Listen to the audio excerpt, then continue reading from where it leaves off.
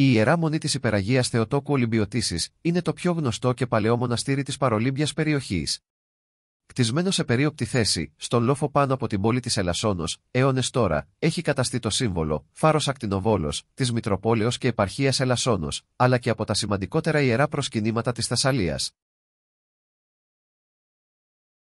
Ως προς το θέμα της ονομασίας, η Μονή αρχικά ήταν αφιερωμένη στη Θεία Μεταμόρφωση του Σωτήρος. Σήμερα η Ιερά Μονή ονομάζεται Ολυμπιώτισσα. Την ονομασία την οφείλει στην εικόνα της Παναγίας που μεταφέρθηκε από ένα εγκαταλελειμμένο μοναστήρι της Καριάς στους πρόποδες του Ολύμπου.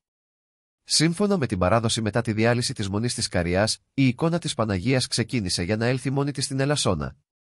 Τη νύχτα εκείνη, ένας βοσκός που έβοσκε τα πρόβατά του, είδε να βγαίνει μέσα από βάτους και άγρια χόρτα ένα παράξενο φως.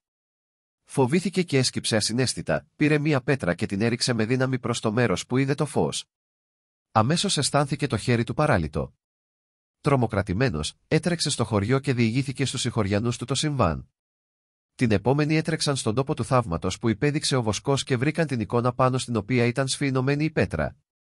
Ο βοσκός συναισθάνθηκε το ακούσιο λάθος του, μετανόησε και αποκαταστάθηκε το χέρι του. Οι κάτοικοι της Καριάς τότε πήραν με πολλή ευλάβεια τη θαυματουργή εικόνα και τη μετέφεραν εμπομπή και λιτανευτικό στη Μονή της Μεταμορφώσεως της Ελασσόνος, η οποία μετονομάστηκε Μονή της Ολυμπιωτίσης.